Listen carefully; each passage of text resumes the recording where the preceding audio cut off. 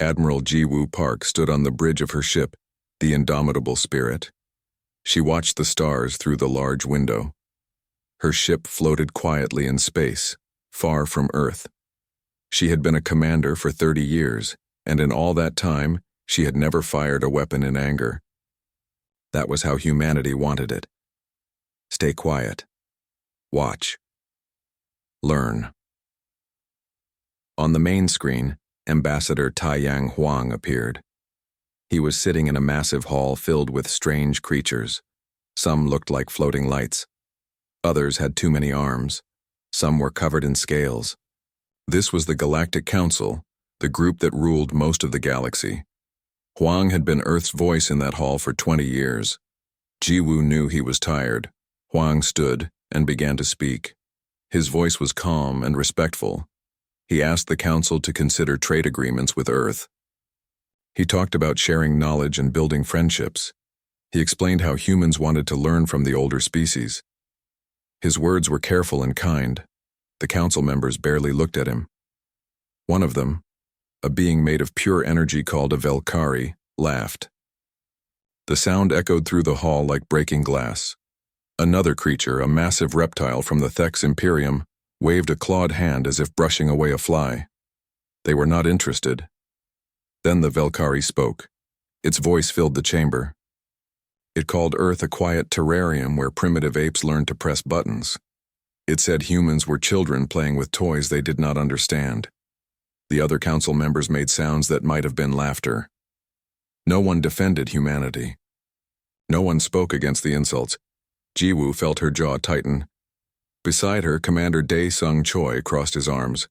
His face showed no emotion, but she knew him well. He was angry.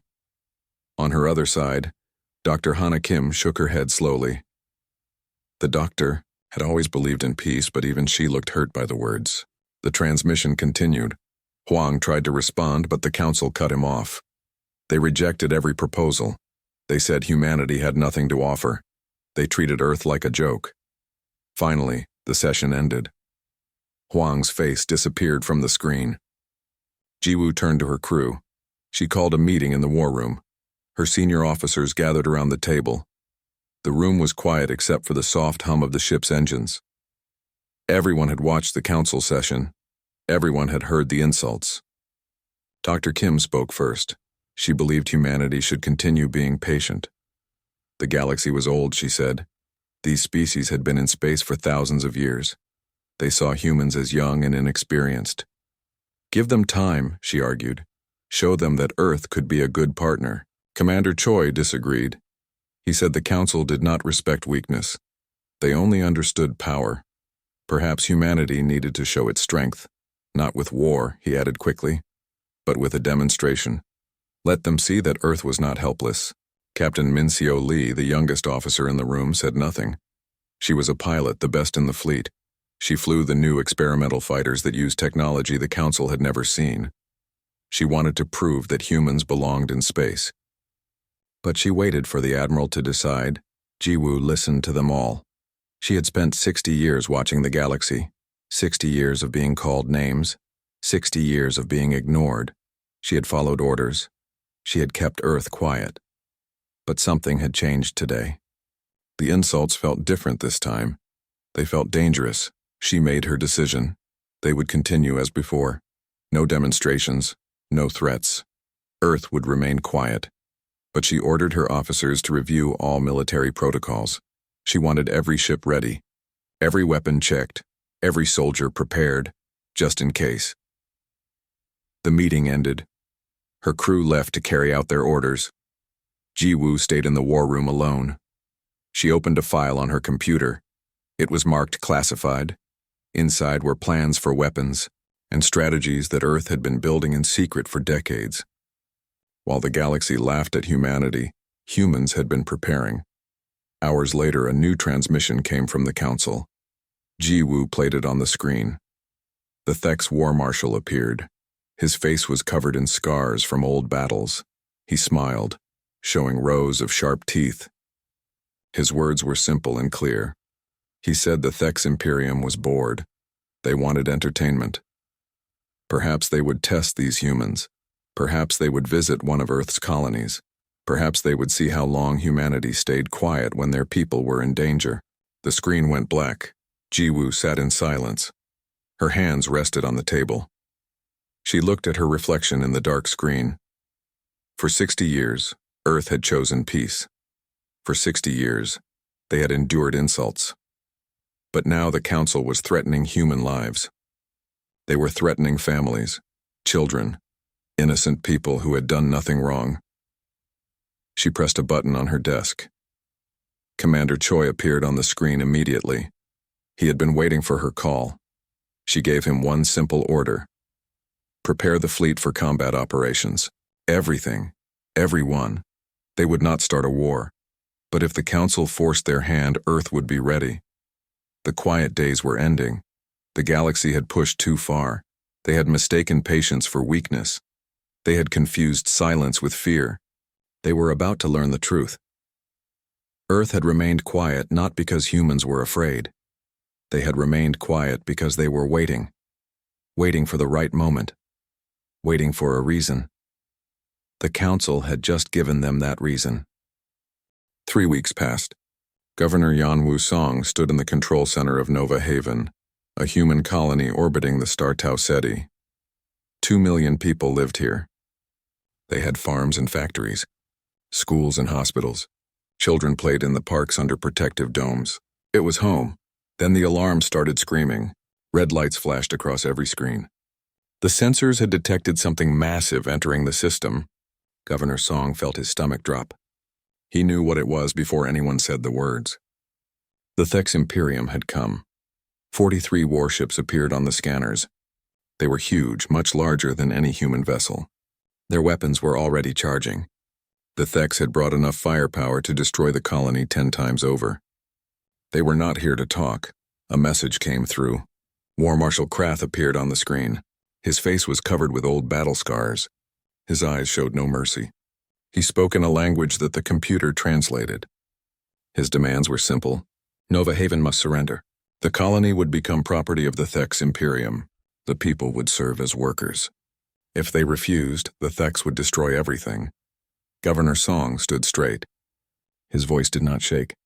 He refused. Nova Haven was a free colony. The people here had rights. No one owned them. The galaxy had laws. The Thex could not just take what they wanted. War Marshal Krath laughed. He said humans were even more foolish than he thought. The Galactic Council made the laws. The Council did not care about one small human colony. No one would help them. No one would stop what was about to happen. He gave them 1 hour to reconsider. Governor Song immediately sent an emergency message to Earth. He sent another to Admiral Park. He sent calls to the Galactic Council. He tried every communication channel he could find. Earth responded first. They told him to hold on. Help was coming, but it would take 6 days for the fleet to arrive. The Council sent nothing. Dr. Kim tried for hours to reach anyone on the Council. Every message went unanswered. Finally, one automated response came back. The Council was in recess. They would not be available for 2 weeks. It was like they had planned this, like they wanted to see what would happen. On Earth, the Security Council met in emergency session. Some leaders wanted to negotiate. Others wanted to threaten the Thex with consequences. A few suggested abandoning Nova Haven to save the rest of humanity from war. The arguments went on for hours. Admiral Park listened to all of them. Then she cut through the debate with simple words. 2 million people were going to die if they did nothing. 2 million humans. Mothers and fathers. Brothers and sisters. People who trusted Earth to protect them. She would not abandon them. She asked for authorization to use any means necessary. The Council voted. It was close, but they approved. Protocol Omega was activated. This protocol removed all restrictions on military force. Admiral Park could use any weapon, any strategy, whatever it took to save Nova Haven. She had full authority. Back at Nova Haven, the hour ended. War Marshal Krath ordered his fleet to begin bombardment. They started with the defensive satellites around the colony. Bright flashes lit up space as the satellites exploded one by one. The Thex were not in a hurry. They were treating this like practice. Like a game. Governor Song watched helplessly. His colony had some weapons, but nothing that could stop a Thex fleet. He ordered everyone to the underground shelters. Families rushed through the streets. Parents carried children. People helped the elderly. They had practiced this drill, but no one thought they would ever really need it. Admiral Park ordered her battle group to move at maximum speed. Every engine was pushed beyond safe limits. The ship shook from the strain. It normally took 8 days to reach Nova Haven. She needed to do it in 6. But even 6 days felt like forever. Captain Minseo Lee came to the Admiral with a proposal. She wanted to take her squadron ahead. Her fighters were faster than the main fleet. They used new quantum displacement drives that could cut the travel time in half. She could be at Nova Haven in 3 days. Commander Choi objected immediately. Lee would be alone with just 12 fighters against 43 warships. It was suicide. She would die without making any difference. Better to wait for the full fleet. But Lee insisted. 3 days earlier meant 3 days more that Nova Haven could survive. Maybe she could slow the Theks down. Maybe she could make them nervous. Maybe she could buy time. She was willing to take the risk. Admiral Park made her decision. She approved the mission. She looked at Lee and told her to come back alive. Lee saluted and left to prepare her squadron. Within an hour, 12 small fighters launched from the indomitable Spirit. They accelerated to speeds that should have been impossible. Then they vanished into faster-than-light travel. At Nova Haven, the bombardment continued. The Theks destroyed the last satellite. Now only the planetary shields protected the colony. Those shields could last maybe 2 days under sustained fire. Maybe 3 if they were lucky. Governor Song sent updates to Earth every hour. The messages got shorter each time. More desperate. War Marshal Krath announced he would begin the final assault soon. He broadcast his message across all channels. He wanted everyone in the galaxy to watch. He wanted them to see what happened to species that defied the Council. This was going to be a lesson. A warning. 2 days passed. The planetary shields were failing. Everyone in Nova Haven knew they had hours left. Parents held their children. People said goodbye to loved ones. Governor Song stood in the control center, refusing to leave. If his people were going to die here, he would die with them. Then something appeared at the edge of the system. 12 small signatures on the sensors. They were moving fast, very fast. The Theks noticed them too. War Marshal Krath looked at his screens with confusion. 12 human fighters against his fleet? Were they insane? Captain Lee opened a communication channel. Her voice was calm and clear. She identified herself and her squadron. Then she gave the Theks 5 minutes to withdraw from human space. She said this was their only warning. War Marshal Krath laughed so hard his whole body shook. 5 minutes? A warning? From 12 tiny fighters. This was the funniest thing he had heard in years. He ordered his fleet to destroy the insects. The entertainment was about to begin. The galaxy was watching. Sensors from a dozen species were pointed at Nova Haven. They all wanted to see the Theks crush the foolish humans. Some felt pity. Others felt satisfaction. The council members watched with particular interest. This would prove they were right about humanity. War Marshal Krath gave the order. 20 Theks warships turned their weapons toward the 12 human fighters. The ships were so small on the scanners they were hard to see. Energy readings showed the Theks weapons charging. In seconds, the fighters would be nothing but dust. Then Captain Lee activated something the galaxy had never seen. Her fighters lit up with strange energy. The quantum displacement drives engaged. Suddenly, the 12 fighters were not where they had been. They moved faster than anything should move. They danced through space like ghosts. The Theks weapons fired at empty space. Every shot missed. War Marshal Krath stared at his screens in confusion. Where were they? The sensors could barely track them. The fighters moved in patterns that seemed to break the laws of physics. They appeared in one place, then another, then another. Then the humans fired back. Small missiles launched from each fighter. They were tiny compared to Theks weapons, but they moved with impossible precision. The first missile hit a Theks warship directly in its power core. The ship exploded in a ball of fire. 3 more ships died in the next 10 seconds. War Marshal Krath shouted orders. His fleet tried to respond, but the human fighters were too fast. They struck and vanished before the Theks could aim.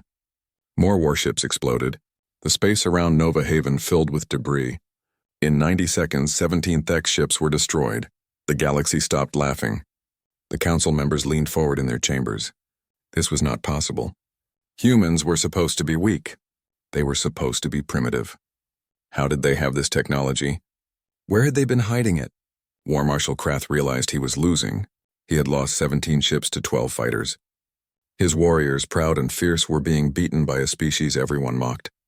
The shame burned worse than fear. He could not return home with this defeat. He would rather die.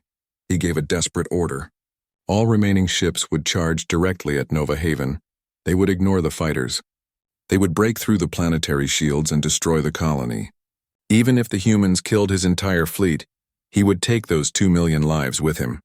It would be his revenge. The 26 surviving Thex warships turned toward the colony.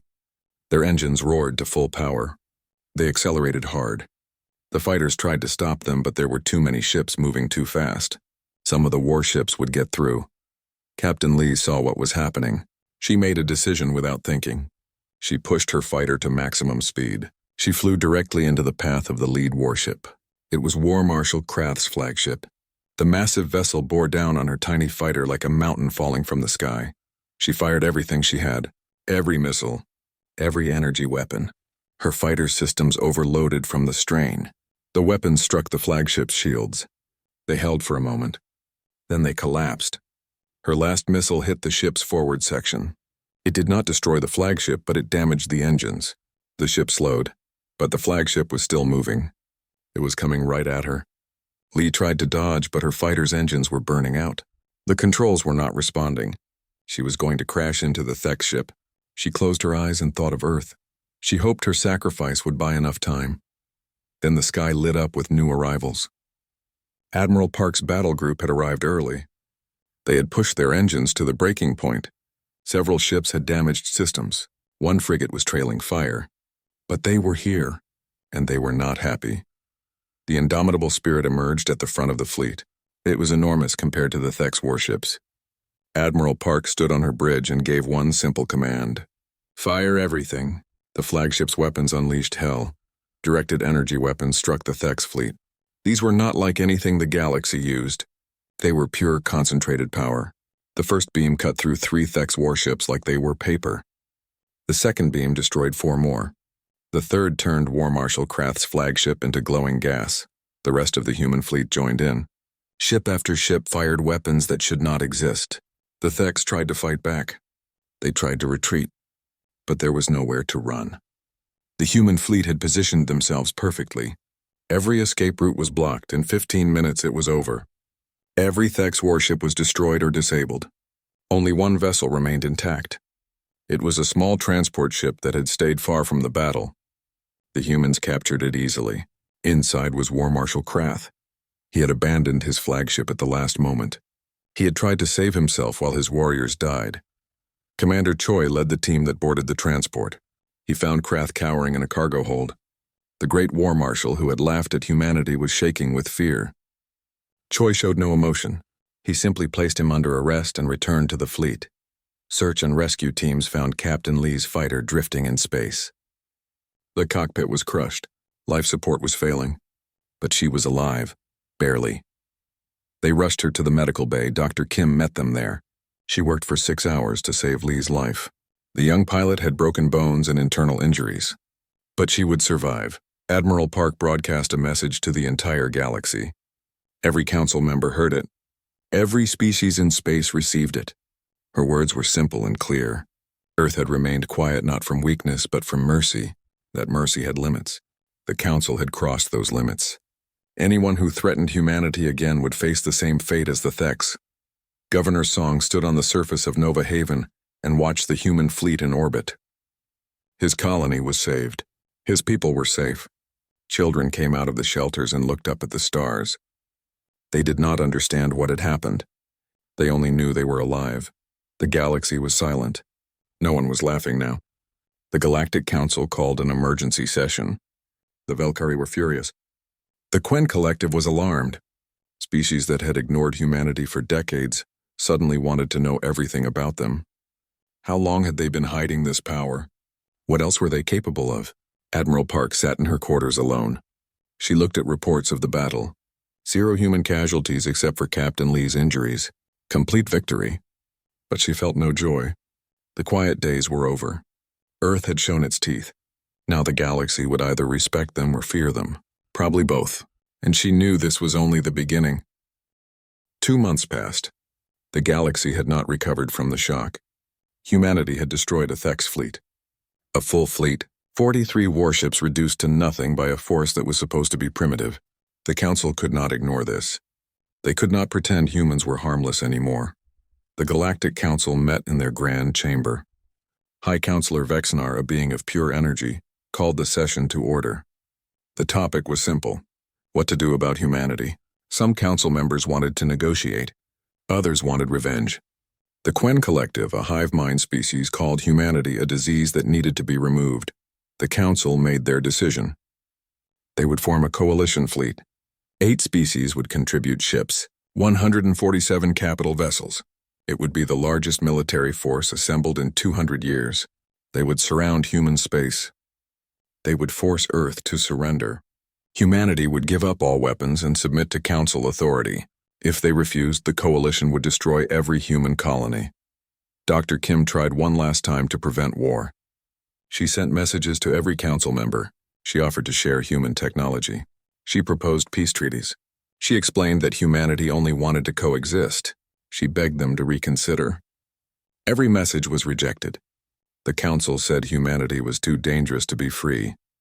High Counselor Vexnar sent one final transmission to Earth. The terms were clear. Humanity had 1 week to dismantle all military forces. They must hand over all advanced technology. They must accept council governors on every human world. If they agreed, humans would be allowed to live as servants of the council. If they refused, they would be eliminated as a threat to galactic peace. Admiral Park read the message and deleted it. She would not dignify it with a response. Instead, she activated Operation Checkmate. This was a plan created by Fleet Commander Byung-Ho Yoon, the strategic genius who had designed Earth's entire defensive network. The Council was about to learn a hard lesson.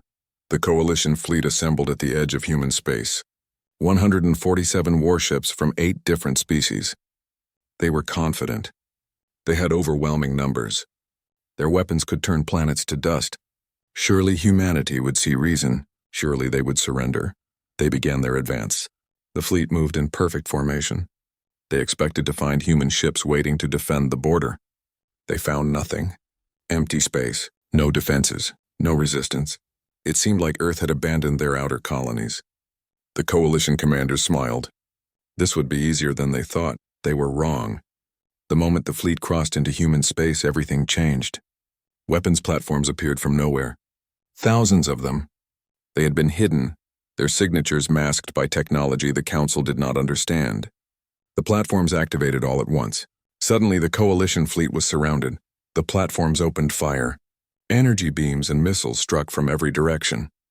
The coalition ships tried to defend themselves, but they were caught completely unprepared. Their formation broke apart. Ships collided with each other trying to dodge. Commanders shouted confused orders. Chaos spread through the fleet. Then the human fleet appeared. Not at the border, but behind the coalition. They had circled around using routes the Council did not know existed. Admiral Park had anticipated exactly where the enemy would be. Now the coalition was trapped between the platforms ahead and the human fleet behind. The human ships used hit-and-run tactics. They were smaller and faster than the coalition vessels. They would strike hard, destroy a target, then vanish before the enemy could respond. The quantum displacement drives made them nearly impossible to hit. The coalition's superior numbers meant nothing if they could not land a shot. Commander Choi led a special strike team. They flew small assault ships directly at the coalition flagship. The flagship was massive and heavily defended, but Choi knew its weaknesses. Human intelligence had studied every ship type the Council used. They knew where to hit. The assault ships breached the flagship's hull. Choi and his team fought their way through the corridors. The coalition crew had never faced humans in close combat before. They learned quickly. Humans were not physically stronger than most species, but they were fast, adaptable, and ruthless when protecting their homes. Choi found High Counselor Vexnar on the command bridge. The energy being tried to escape through the ship's systems, but Choi had brought a containment field designed specifically for energy-based life forms. Within minutes, the High Counselor was captured. The coalition's leader was now a prisoner. Without their leader, the coalition fleet fell apart. Some ships tried to fight, others attempted to retreat. The human forces showed no mercy. They remembered Nova Haven. They remembered the insults. They remembered decades of being treated like children. The battle became a slaughter. When it ended, 89 coalition warships were destroyed. The rest surrendered or fled. Human losses were minimal.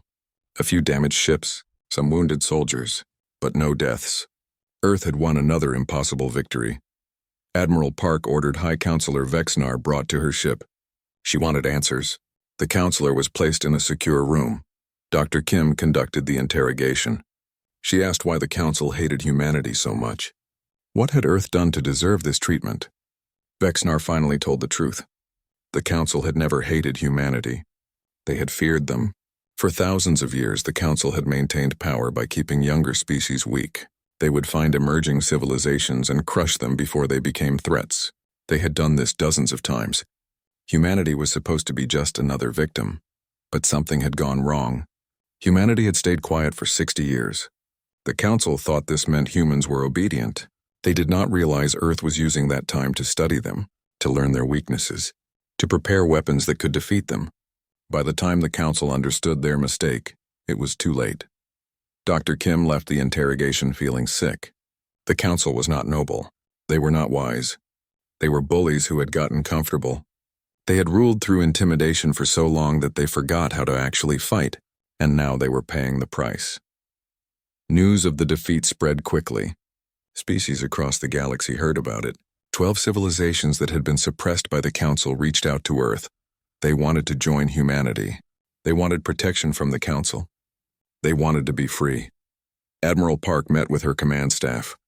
The victory felt hollow. They had won the battle, but the war was not over. The council still controlled most of the galaxy. They had more ships, more resources. They would be angry now, humiliated. They would come back with everything they had, and there was something else. Intelligence reports mentioned an ancient species that even the Velkari feared. A civilization so old and powerful that the council never spoke of them. These beings had been sleeping for centuries. But the war was waking them up. Admiral Park looked at the stars through her window. Earth had wanted peace. They had stayed quiet. They had tried to be good neighbors. But the galaxy had forced them into this war. Now humanity had to see it through. They had to win completely or everything they built would be destroyed. There was no middle ground anymore. 4 months had passed since the coalition's defeat. The galaxy was changing. Species that had lived under council control for centuries were finding their courage. 17 civilizations had reached out to Earth. They wanted to be free.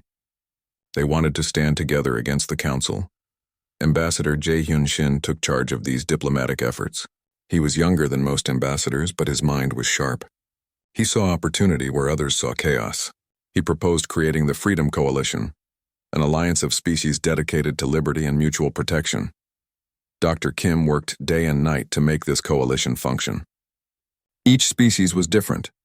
They had different languages, different cultures, different needs. Some breathed oxygen, others needed methane. Some were individuals, others were hive minds. Getting them to work together seemed impossible, but Kim discovered something remarkable. Humanity had a unique gift. Humans were adaptable in ways other species were not. They could understand different viewpoints. They could find common ground between completely alien minds. Where other species saw only differences, humans saw possibilities. Then something unexpected happened. A new species made contact. They called themselves the Praxis. They were old, very old. Their civilization had existed long before the Galactic Council formed. They had watched the galaxy for thousands of years without interfering. Until now, Elder Kethrall represented the Praxis. He appeared as a figure of light and shadow, neither fully physical nor completely energy. He spoke in a voice that seemed to come from everywhere at once. He told Admiral Park that the Praxis had been watching humanity since Earth first sent radio signals into space. The Praxis had withdrawn from galactic affairs centuries ago. They had grown tired of the Council's corruption. The Council had once been noble, dedicated to helping younger species grow. But power had changed them. They became bullies, oppressors. The Praxis could not support that, so they left. But humanity had caught their attention. Humans reminded the Praxis of themselves long ago. Curious, determined, willing to fight for what was right. Elder Kethril offered the Praxis's support, technology, guidance, alliance. They would help humanity reshape the galaxy. Admiral Park accepted gratefully. But she had concerns. Every new ally made the Freedom Coalition stronger, but it also made them a bigger threat to the Council. The Galactic Council would not sit idle forever. They were planning something. She could feel it. Captain Lee had recovered from her injuries. She returned to duty, though the doctors warned her to take it easy. She ignored them. She began training pilots from the allied species, teaching them human tactics, showing them how to think creatively in combat. Her students loved her. They called her the Phoenix, the human who survived the impossible. Then came the most shocking development. The Thex Imperium sent a secret message to Earth. War Marshal Krath was still a prisoner, but a new leader had taken control. This leader was different. He had seen what happened to the Thex fleet. He understood that the old ways were failing. The Thex proposed an alliance with humanity. They admitted they had been wrong. They had underestimated Earth. Now they wanted to join the Freedom Coalition. They would contribute their military strength in exchange for a fresh start, a chance to redeem themselves. The proposal caused fierce debate among Earth's leadership. Commander Choi was furious. The Thex had tried to destroy Nova Haven. They had threatened to kill 2 million people. How could humanity possibly trust them? They deserved to face justice, not be offered friendship. Dr. Kim argued the opposite. She said forgiveness was a human value worth extending. The Thex were offering to change, to be better. If humanity rejected every former enemy, they would be no different from the Council. Besides, the Coalition needed all the strength it could get. Admiral Park listened to both sides. She understood Choi's anger. She felt it too. But she also saw the wisdom in Kim's words. After hours of discussion, she made her decision. Earth would accept the Thex alliance, but with conditions. The Thex must submit to strict oversight. They must prove their commitment to peace. One wrong move and the deal was off. The Thex agreed to every condition. They joined the Freedom Coalition, not as conquerors but as equals seeking redemption. Some species in the coalition were uncomfortable with this, but they trusted humanity's judgment. Meanwhile, the Galactic Council was growing desperate. 3 more species had defected to join the coalition. The Council's power was eroding. Their member states were losing faith. The Velkari leadership was divided between those who wanted peace and those who wanted total war. The war faction won. The Council decided to make an example that would terrify everyone. They chose a small species called the Lyran. The Lyran had recently joined the Freedom Coalition. They were peaceful farmers who just wanted to live free. The Council sent a fleet to their homeworld. The Velkari fleet destroyed everything: cities, farms, orbital stations. They did not even demand surrender first. They just attacked. 40,000 Lyran died in the bombardment. It was not a military action. It was murder. The Council broadcast recordings of the attack across the galaxy, a warning to anyone who defied them. The Freedom Coalition reacted with horror and rage. Ambassador Shin called an emergency meeting. Every allied species sent representatives. The chamber was filled with grief, with anger, with fear, but also with determination. The Council had gone too far. This could not stand. Dr. Kim wept as she watched footage of the Lyran homeworld burning. She had met many Lyran people. They were kind and gentle. They had done nothing wrong except want freedom. Now they were dead, killed to send a message. She realized that peaceful negotiation was no longer possible. The Council would never change. Admiral Park addressed the Freedom Coalition. She spoke plainly. The time for restraint had passed. The Council had committed an atrocity. They would do it again unless someone stopped them. Earth was prepared to go to war, full war, not just defense but offense. They would bring the fight to the Council's doorstep. Every allied species agreed. The Freedom Coalition formally declared war on the Galactic Council. No more half measures. No more holding back. They would fight until the Council surrendered or was destroyed. The galaxy was about to see the true cost of tyranny. As war preparations began, Fleet Commander Yoon requested a private meeting with Admiral Park. He had something to show her. Something that had been kept secret even from most of Earth's leadership. He called it Project Ragnarok. It was humanity's ultimate weapon. Yoon explained the technology. It was based on quantum physics that most species considered theoretical, impossible. But human scientists had made it real. Project Ragnarok could collapse entire star systems, turn suns into black holes, erase worlds from existence.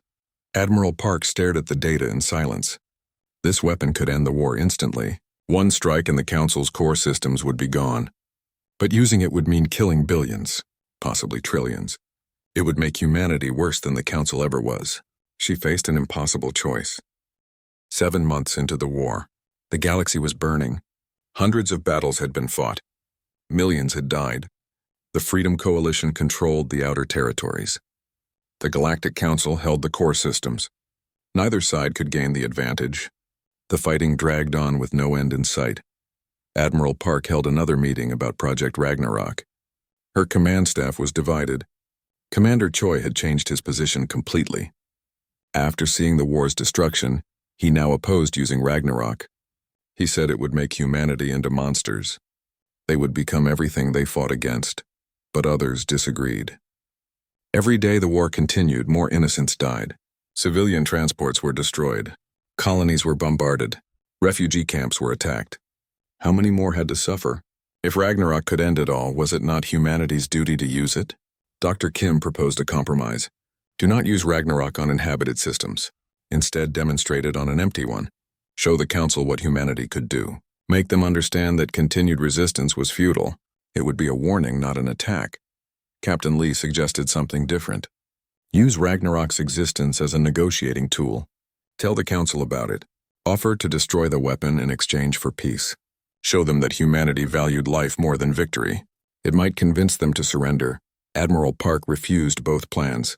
She would not authorize Ragnarok's use. The moral cost was too high. She believed humanity could win through conventional means. It would take longer. More people would die, but at least Earth would keep its soul. Then Earth's civilian government overruled her. The politicians saw things differently. They were responsible for all of humanity. Every colony, every family. The war was destroying human worlds too. They ordered Park to demonstrate Ragnarok. Show the Council that further resistance was pointless. End this war before it consumed everything.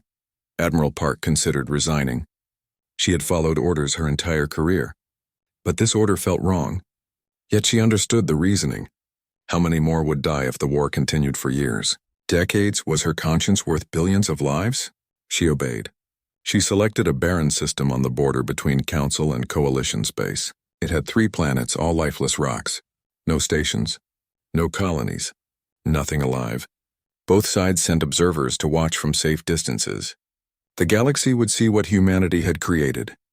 The indomitable spirit moved into position. Fleet Commander Yoon personally operated the Ragnarok device. He entered the activation codes. The weapon powered up. Energy readings went off the scale. Every sensor in the system was screaming warnings. Then Yoon pressed the final button. For a moment, nothing happened. Then reality itself seemed to tear apart. The star at the system's center collapsed. It did not explode. It just ceased to exist. The planets followed. One by one, they were pulled into the quantum void. In 17 seconds, an entire solar system was gone. Nothing remained but empty space. The observers watched in absolute horror. Even the Council members who had seen weapons beyond imagination were stunned into silence. The Freedom Coalition allies were afraid. They had supported humanity. But now they wondered if they had backed something worse than the Council.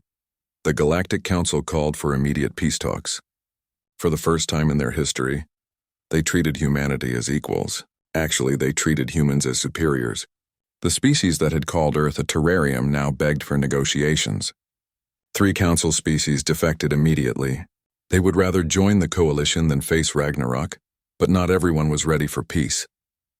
The Velkari leadership split in half. Some wanted to surrender. Others wanted total war. They argued that if they gave up now, humanity would rule the galaxy through fear. Better to die fighting than live as slaves to a new tyrant. Elder Kethril of the Praxis came to see Admiral Park. His usual calm demeanor was gone. He looked disappointed, sad. He told her that the Praxis had believed humanity was different, that humans would not use fear as a weapon. But now Earth had proven it was just like every other species. Power corrupted everyone eventually. Park had no response. She knew he was right. She felt sick every time she thought about what they had done. They had erased a solar system. Yes, it was empty, but the act itself was monstrous. They had shown the galaxy that humanity could destroy anything. And now everyone feared them. Dr. Kim worked on a framework for post-war governance. She wanted to create something better than the Council, a true democracy where all species had equal voices, where decisions were made through cooperation, not intimidation. But she wondered if it was possible now. How could anyone trust humanity after seeing Ragnarok? Peace negotiations began. Both sides sent representatives. The talks were tense. The Council wanted guarantees that Ragnarok would be destroyed. The coalition wanted the Council to give up all authority. Neither side trusted the other. Progress was slow, then disaster struck. A rogue faction of Velkari extremists stole the Ragnarok schematics. They had been secretly working on it for weeks. They had infiltrated human computer systems. Now they had everything they needed to build their own version. The rogue Velkari sent one message before disappearing. They would not let humanity rule through fear. They would build 12 Ragnarok devices. They would destroy Earth and 11 major coalition worlds. They would show the galaxy that the Velkari were still the dominant power. Then they would rule properly. Intelligence reports gave Admiral Park 72 hours. That was how long it would take the rogue faction to complete their weapons. 72 hours to find them. To stop them. To prevent the destruction of billions of lives, including everyone on Earth. Commander Choi analyzed all available data. The rogue Velkari needed massive amounts of power to build Ragnarok. That meant they were hiding somewhere with access to major energy sources. Probably in a nebula or near a pulsar, somewhere sensors had trouble penetrating. Captain Lee volunteered to lead the reconnaissance mission. She would take her best pilots deep into Velkari space, find the hidden base, report its location. But everyone knew it was a one-way trip. The rogue faction would have heavy defenses. Lee might find them, but she probably would not survive. Admiral Park wanted to refuse. She had already nearly lost Lee once, but there was no other option. Lee was the best pilot they had. If anyone could find the base and get a signal out before dying, it was her. Park gave her approval with a heavy heart. Dr. Kim and Elder Kethril worked together on a countermeasure. The Praxis knew ancient science that even the Velkari had forgotten. If they could destabilize the quantum field that Ragnarok used, they might be able to disable the weapons. It was theoretical, untested, but it was the only hope. The clock was ticking. 72 hours, 3 days to save the galaxy.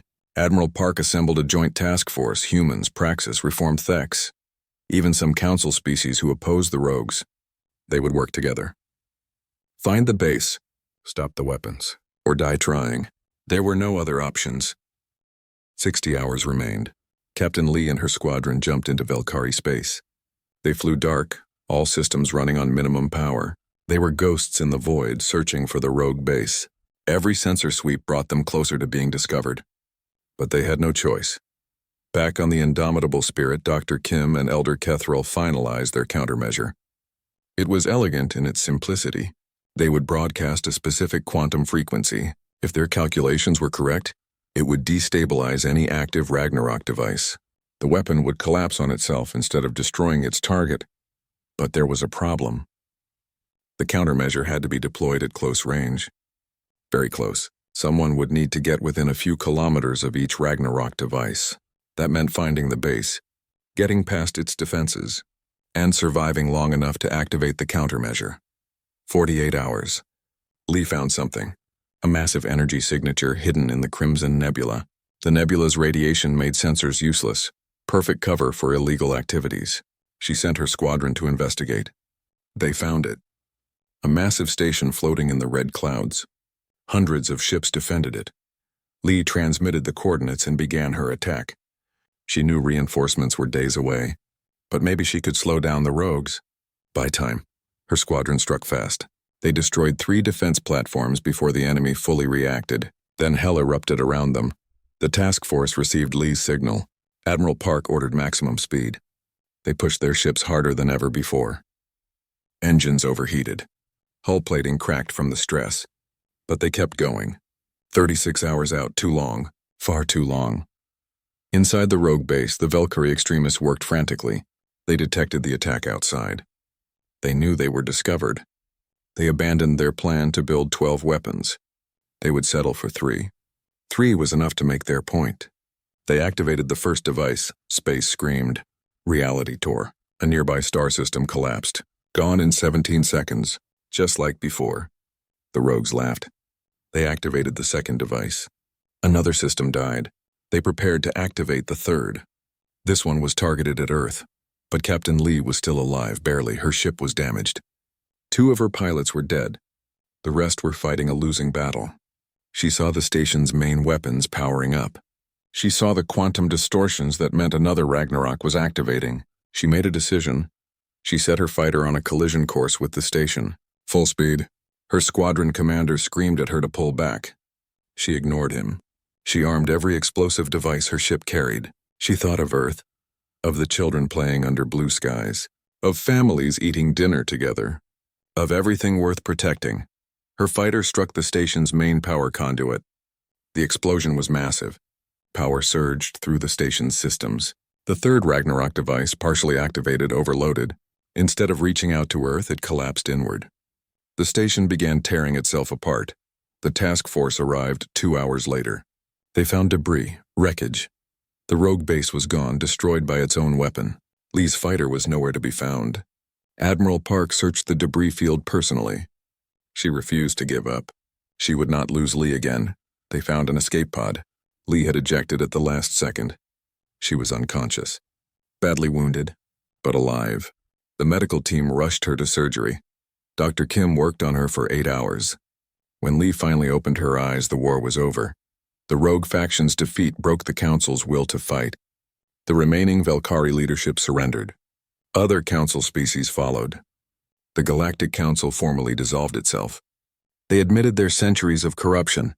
They asked for mercy. Ambassador Shin led the negotiations. The old council was gone. In its place, a new government would form. The Galactic Federation, every species would have an equal vote. Decisions would be made democratically. No more tyranny, no more suppression of younger civilizations. Humanity was offered a founding seat. The other species insisted.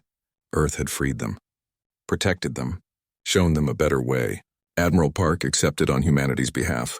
But she had one condition. All Ragnarok technology must be destroyed. Every schematic, every device. No species should possess such power. The vote was unanimous. The task force that had hunted the rogues volunteered to destroy every Ragnarok device. They worked together. Humans in Praxis and Thex and Velkari, former enemies working side by side. Within a week, every weapon was gone. The galaxy's most terrible creation ceased to exist. Admiral Park retired from military service. She was tired. She had seen too much death, too much destruction, but she had also seen hope. She saw former enemies becoming friends. She saw species working together. She saw the galaxy learning to be better. Dr. Kim became the chief advisor to the new Federation. She established the Institute for Interspecies Understanding. Young people from across the galaxy came to learn, to study, to build bridges between civilizations.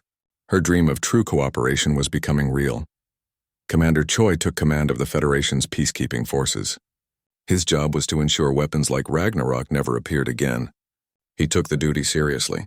He had seen what such power could do.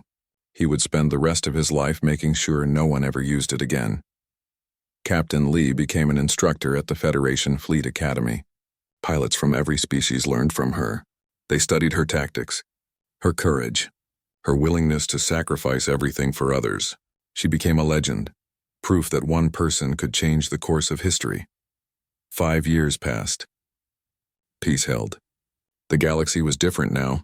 Species that had never spoken before were trading partners. Cultures that had been enemies for millennia were learning to understand each other. It was not perfect.